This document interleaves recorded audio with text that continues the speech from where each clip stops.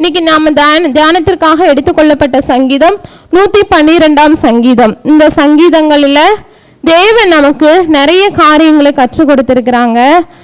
இந்த சங்கீதத்தை பார்த்தோன்னா நம்ம பாக்கியவான் யார், நீதிமானுடைய ஆசீர்வாதங்களை பற்றி இந்த சங்கீதங்களை நமக்கு எழுதியிருக்கிறது.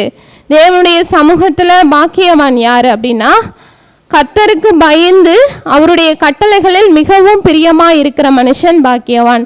தேவனுடைய கட்டளைகள் எவ்வளவோ காரியங்கள் வார்த்தையாக நமக்கு வேத புத்தகத்தில் கொடுத்துருக்குறாங்க.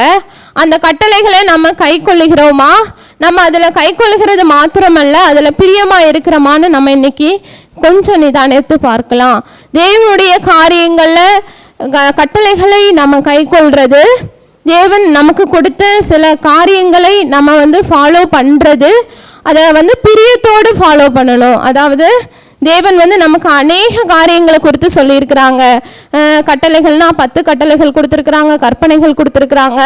அவருடைய உபதேசங்களாக, இயேசு கிறிஸ்துவனுடைய உபதேசங்களாக அநேக காரியங்களை குறித்து வேத புத்தகத்தில் இந்த உலகத்தில் நம்ம இப்படி தான் வாழணும், இப்படி தான் இருக்கணும், இப்படி தான் ஜீவிக்கணும், நமக்குன்னு ஒரு லா அண்ட் ஆர்டர் இருக்குது. அதை நாம் ஃபாலோ பண்ணுறோமா, அதையும் நம்ம பிரியத்தோட, அதாவது ஒரு செயலை செய்கிறதற்கும் அதை பிடிச்சு செய்கிறதற்கும் நிறைய வித்தியாசங்கள் உண்டு. அதை நம்ம ஃபாலோ பண்ணுறோமான்னு பார்க்கலாம். தேவனுடைய கட்டளைகள் என்னன்றதை யாத்ராகமம் 20ஆம் அதிகாரத்தில் தேவன் வார்த்தையா எகிப்து ஜனங்கள்லேருந்து இஸ்ரவேல் ஜனங்களை மீட்டு அவங்களை கானான் தேசம் கொண்டு வர வழியில் சொன்ன வார்த்தைகள் அவர் சொல்லியிருக்கிறாரு, உன் தேவனாகிய கர்த்தர் நானே அப்படின்னு சொல்லி நிறைய காரியங்களை குறித்து நீ இப்படி தான் இருக்கணும்னு சொல்லிட்டு அந்த ஆகமங்கள் முழுசுமே ஏசப்பா கட்டளைகளாக நமக்கு கொடுத்துருக்குறாங்க. உபாகமம் ஃபுல்லாகவே இப்படி இப்படி பண்ணணும், இந்த காரியங்களுக்கு நீங்கள் இப்படி நடந்துக்கணும். எனக்கு டைம் இல்லாததுனால நான் வேகமாக போயிட்டுருக்கிறேன், நீங்கள் வீட்டில் போய் படித்து பாருங்கள்.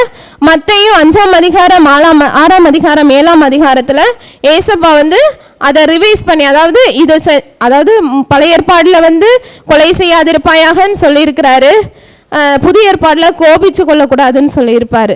அதே மாதிரி நிறைய காரியங்களை குறித்து இந்த வாழ்க்கைக்கு தேவையான நாம கர்த்தருடைய பிள்ளைகளாய் வாழ்வதற்கு தேவையான அநேக காரியங்களை தேவன் நமக்கு இந்த கட்டளைகளின் மூலமாக சொல்லி கொடுத்துருக்குறாங்க.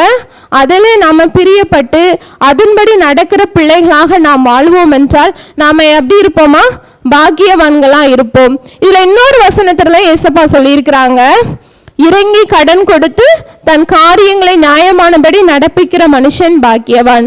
நாம கடன் கொடுக்கிறோம், இறங்கி கடன் கொடுக்கிறோமா?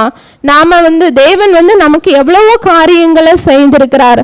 அதாவது கடன்னா பொருளை கொடுக்கறதோ மற்ற காரியங்களோ இல்லை, ஜெபிக்கிறதும் ஒரு கடன் தான். மற்றவர்களுக்காக நம்ம கடன் பட்டிருக்கிறோம், அதை என்ன செய்யணும், நம்ம ஜெபிக்கிறதுல வேத வாசிப்புல நம்ம தரித்திருக்கணும்.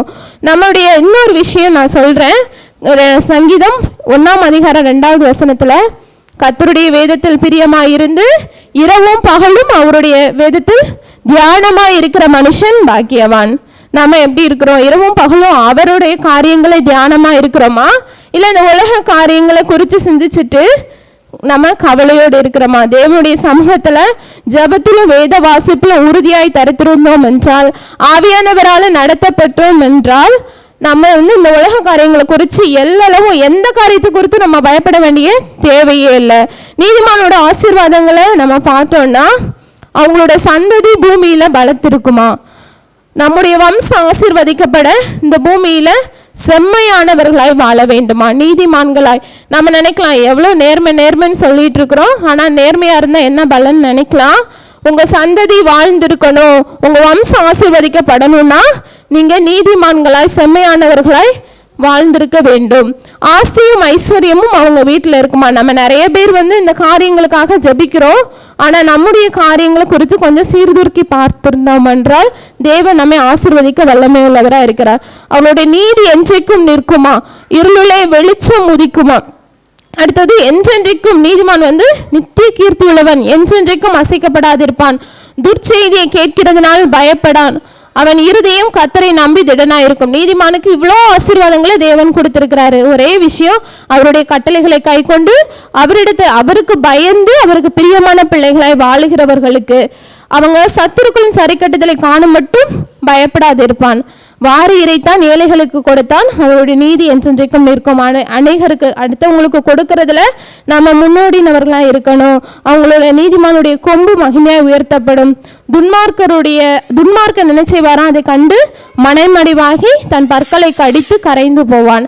தேவன் நமக்கு கொடுத்திருக்கிற இந்த குறைஞ்ச நாட்களில் இந்த சிலுவை பாடு தியானங்கள்லாம் நம்ம பண்ணிட்டு இருக்கிறோம். அந்த நாட்களில் தேவன் நமக்கு கொடுத்த கட்டளைகளையும் கற்பனைகளையும் நம்ம கை கொண்டு தேவனுக்கு பிரியமான பிள்ளைகளாய், அவருக்கு பயந்த பிள்ளைகளாய் வாழ்ந்து, அவர் நமக்கென்று வைத்திருக்கிற இந்த பூமிக்குரிய ஆசீர்வாதங்களையும் பரலோகத்திற்குரிய ஆசீர்வாதங்களையும் சுதந்திரித்துக் கொள்ள தேவன் நம்மை பாத்திரவான்களாக மாற்றுவாராக. அதற்கான பிரயாசத்தை இன்னைக்கிலிருந்து எடுக்கிறதுக்கு நம்ம தீர்மானம் பண்ணுவோமாக. ஆமேன்.